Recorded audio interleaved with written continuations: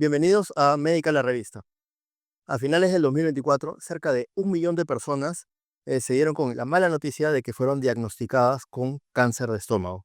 Este es un mal muy peligroso, ya que 2/3 de los pacientes que son diagnosticados con esta enfermedad no sobreviven.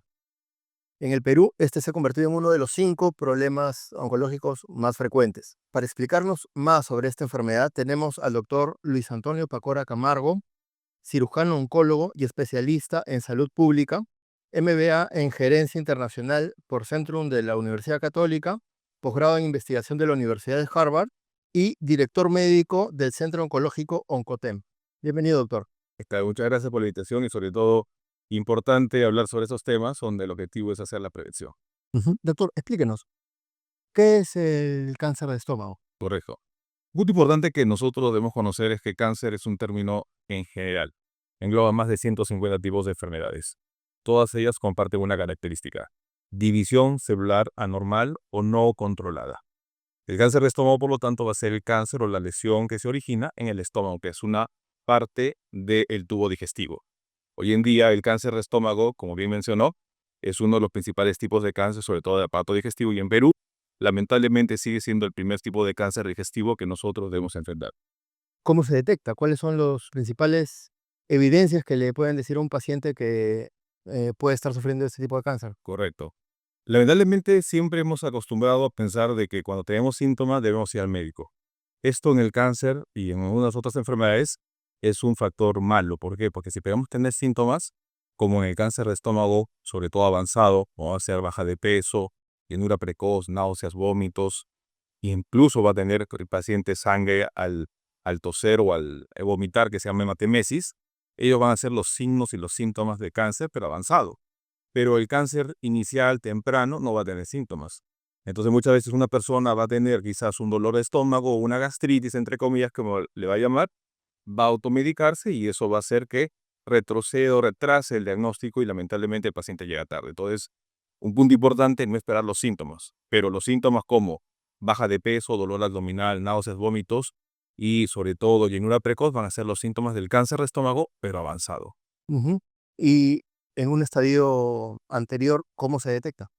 Lo más importante es tomar un poquito más de conciencia y hacerse un chequeo preventivo. Por ejemplo, si yo tengo un familiar que tiene un cáncer de estómago, papá o mamá con cáncer de estómago, o hermano incluso con cáncer de estómago, no esperar tener síntomas y hacer una endoscopia alta, e igualmente con una biopsia va a ser el diagnóstico del cáncer de estómago.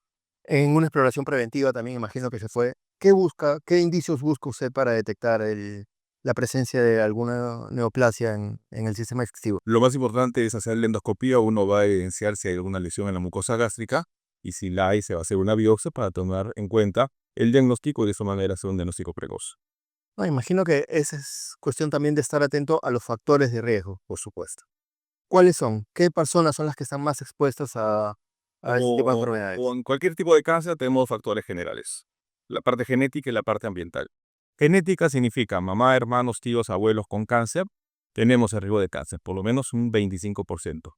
El restante 75% va a estar relacionado a factores ambientales. Por ejemplo, el consumo de alimentos salados, el consumo de alimentos asociados a lo que va a ser preservantes, van a estar favoreciendo el desarrollo de un cáncer de estómago. Entonces, esos dos factores son los que tenemos que nosotros considerar. El estilo de vida en la sociedad moderna hace un poco difícil que las personas tomen las precauciones, pero ¿qué debería hacer una persona para cuidarse de este tipo de enfermedades? En primer lugar, no solo esperar los síntomas, no solo esperar decir, tengo síntomas, voy al médico. Eso es una situación que lamentablemente no funciona en el cáncer y deberíamos ya erradicarla. Lo que va a hacer, si bien es cierto, tener estilos de vida saludable, como va a ser el poder hidratarse bien, consumir alimentos frescos, frutas, verduras, pero también pensar en el diagnóstico precoz, hacerse un chequeo oncológico. Si yo tengo un familiar que lamentablemente es un paciente oncológico, y un mensaje que siempre yo llevo es: paciente con cáncer es familia con riesgo de cáncer. Es un mensaje importante. Paciente con cáncer es una familia que está en riesgo de hacer cáncer. Entonces, si yo tenía un familiar, soy una persona que tiene 30 años, 32 años, 35 años, entonces si tengo algunas molestias digestivas, pues no espero tener síntomas para recién ir al médico.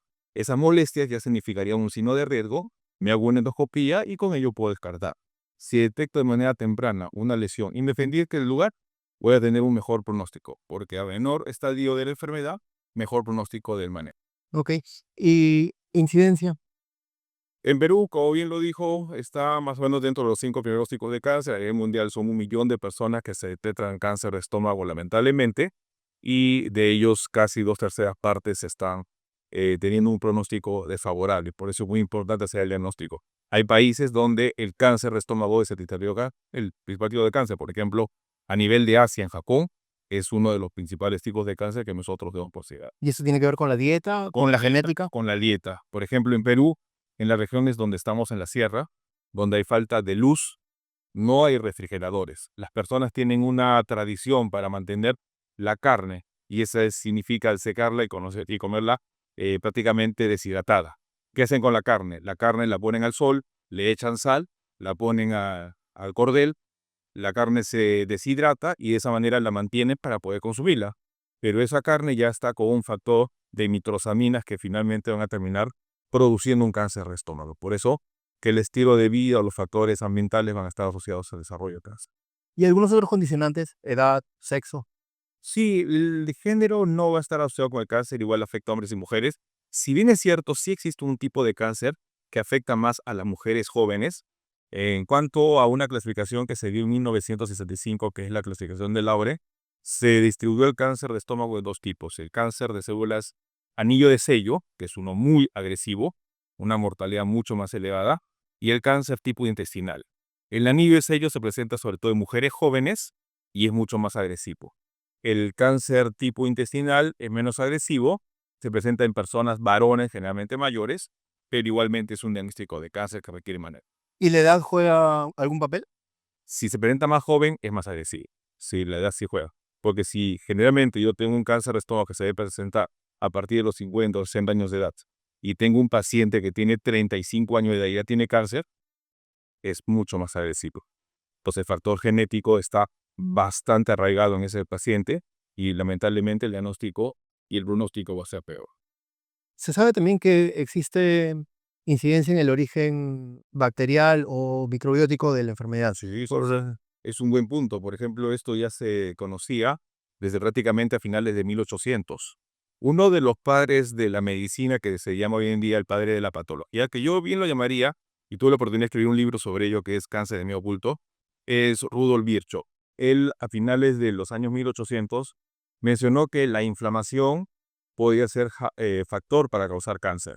Y en ese momento no le creyeron, pero todo el tiempo lo ha demostrado y hay factores infecciosos que causan cáncer. Por ejemplo, en el cáncer de estómago, la bacteria Helicobacter pylori es responsable del cáncer de estómago, pero no es el único factor infeccioso. El virus papiloma humano causa 6 tipos de cáncer: cáncer de vídeo uterino, cáncer de vagina, cáncer de vulva, cáncer de pene, cáncer de ano e incluso cáncer de orofaringe. Lo más el virus de la hepatitis B puede causar cáncer de hígado. Tenemos, por ejemplo, también algunos tipos de infecciones crónicas que pueden llevar a la producción de cáncer. Entonces, estos factores etiológicos infecciosos pueden conllevar al cáncer. Por eso es muy importante ver esa relación que existe. Me detectaron cáncer. ¿Qué sigue? 3 preguntas importantes. Motivo que tuve la oportunidad de escribir este libro que les menciono. Primera pregunta, ¿tengo cáncer? La respuesta es, me detectaron cáncer, significa que sí tiene cáncer, le han hecho una biopsia. Segunda pregunta, ¿qué tipo de cáncer tengo? No es igual un cáncer en el estómago que puede tener varios tipos: adenocarcinoma, carcinoma epidermoide, melanoma, un GIS. Hay que ver qué tipo de cáncer, eso lo define la biopsia. Y la tercera y pregunta más importante es, ¿hasta dónde llegó el cáncer? Entonces, muchas veces yo tengo cáncer, ya no tengo nada que hacer. No, eso es falso. Hay que ver hasta dónde llegó. La enfermedad está localizada, está avanzada, tiene metástasis, dónde no tiene, y con ello definir el manejo. A mayor estadio, pronóstico lamentablemente peor, pero una enfermedad localizada tiene un mejor pronóstico. Entonces, esas 3 preguntas son importantes. ¿Tengo cáncer? ¿Qué tipo de cáncer? ¿Y hasta dónde llegó el cáncer? Y el tratamiento puede incluir, además de los conocidos para tratar neoplasias como quimioterapia, radioterapia, también la extirpación del órgano. Así es, el manejo del cáncer se basa en 3 pilares: cirugía, quimioterapia y radioterapia. La cirugía se da sobre todo en cáncer que puede controlarse de manera local. Si tengo un cáncer de estómago que está localizado en el estómago y no tengo lesión en el hígado o en el pulmón, pues el manejo va a ser quirúrgico, va a ser la resección del órgano, que puede ser una gastrectomía subtotal, que es 2/3 del estómago, una total. Igual en el cáncer de mama. Si tengo un cáncer de mama, obviamente hoy en día estamos hablando de la preservación de mama, pero igual sería una mastectomía o una tumorectomía, lo más grande es centinela, por ejemplo. El otro paso es, si la enfermedad está más avanzada, haré un estudio con quimioterapia o manejo con quimioterapia. ¿Y cuál es la prognosis de sobrevivencia? Depende del estadio. A Ujú. mayor estadio, peor pronóstico. ¿Una persona puede vivir sin algún órgano de su sistema digestivo? La verdad es que sí. Por ejemplo, es más, el manejo del cáncer digestivo es quirúrgico. Por ejemplo, tengo un paciente que tiene un cáncer de estómago. Si el cáncer está localizado en el tercio distal o en el tercio medio, el manejo va a ser una gastrectomía, que en este caso es una subtotal. Si el cáncer está en el tercio proximal, será una gastrectomía total. Es decir, el paciente va a vivir sin estómago.